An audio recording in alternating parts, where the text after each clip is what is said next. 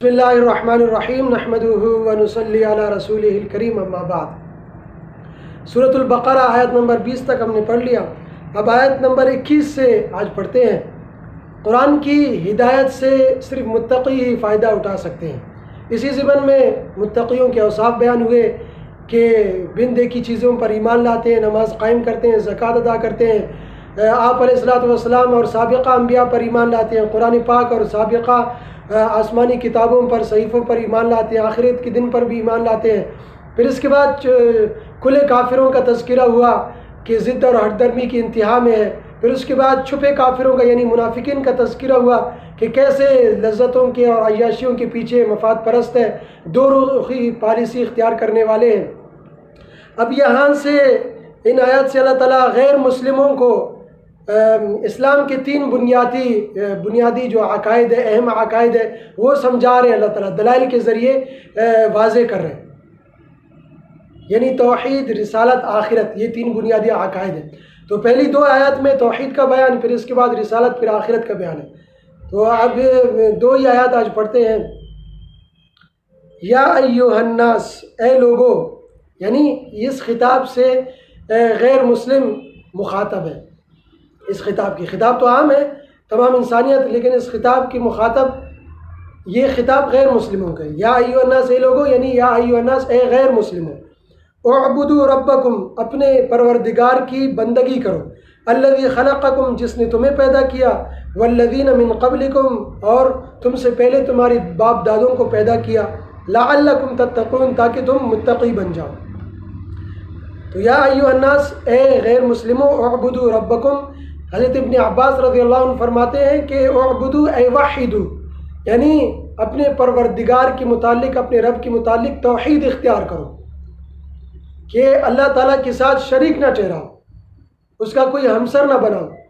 کہ عرب کے جو غیر مسلم تھے وہ اللہ تعالیٰ کو، ایک اللہ کو مانتے تھے کہ اللہ نے ہمیں پیدا کیا، لیکن اس کے ساتھ ساتھ چھوٹے چھوٹے خدا، بتوں کو بھی خدا بنائے ہوئے تھے، کہ اللہ تعالیٰ نے اپنا جو نظام ہے، کچھ اعمال، کچھ کام اللہ تعالیٰ نے تقسیم کیے ہیں، وہ ان بتوں کے حوالے کیے ہیں، تو یہ اللہ تعالیٰ کے کام میں ہاتھ بٹاتے ہیں، تو اس لیے ہم ان کی عبادت کرتے ہیں تاکہ ان سے ہم مدد حاصل کریں۔ تو اللہ تعالیٰ کہہ رہے ہیں ان سے مخاطب کریں کہ ایک اللہ کو مانو، اللہ کے ربوبیت میں توحید اختیار کرو، اے وحدو۔ بندگی کا معنی ہوتا ہے کہ اللہ کی اطاعت، اللہ کی تابعداری، کہ تابعداری کرنا، صرف ایک اللہ کی اطاعت کرو، صرف ایک اللہ کی بندگی کرو، صرف ایک اللہ کے سامنے جھکو، صرف ایک اللہ کو پکارو، ایک اللہ سے مانگو، مشکل وقت میں، پریشانی میں، مصیبت میں بھی ایک اللہ کو پکارو، اور بندگی جھکنا ہے تو صرف ایک اللہ کے سامنے جھکو، کیونکہ اس نے تمہیں پیدا کیا، جو تمہارا خالق ہے وہی اصل معبود ہے، ایک معبود ہے، اور تمہارے باپ دادوں کو پیدا کیا۔ اچھا، اس توحید کا فائدہ کیا ہوگا؟ اس توحید کا فائدہ آگے بیان کیا، لعلکم تتقون، اس توحید اختیار کرنے کا فائدہ یہ ہوگا کہ تم متقی ہو جاؤ گے، متقی بن جاؤ گے، تو پھر قرآن کی ہدایت سے فائدہ حاصل کرو گے، اور قرآن کی ہدایت سے فائدہ حاصل کر لیا تو محتدون، مفلحون کا مصداق بن جاؤ گے، تم راہ ہدایت یافتہ ہو جاؤ گے، تم کامیاب ہو جاؤ گے۔ پھر آگے مزید دلائل دیے کہ اللہ تعالیٰ تمہارا پروردگار ایسی طاقت والی ذات ہے، ایسی قدرت والی ذات ہے، الذی جعل، جس نے بنایا، لکم، تمہارے فائدے کے لیے، الارض، زمین کو، فراشا، بچھونا، جس نے تمہارے لیے زمین کو بچھونا بنا، یعنی قابل رہائش بنا، اتنی طاقت والی ذات ہے، تو اس ایک ذات کو جوڑ کر چھوٹے چھوٹے خدا کیوں بنائے؟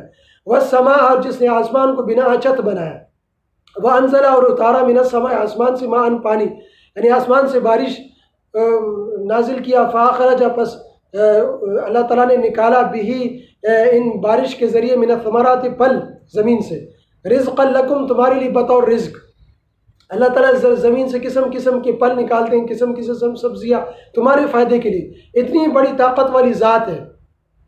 تو اس کو چھوڑ کر، وہ جب کائنات تمہیں پیدا کیا، پوری کائنات کا پروردگار ہے، پال رہے ہے، اور یہ کائنات کا نظام چلا رہا ہے، تو اسے کیا ضرورت ہے پھر اپنے کاموں کو تقسیم کرنے، کیا ضرورت ہے؟ اللہ تعالیٰ طاقت والی ذات ہے، وہ خود سب کام سنبھال سکتے ہیں، دیکھ رہے ہیں۔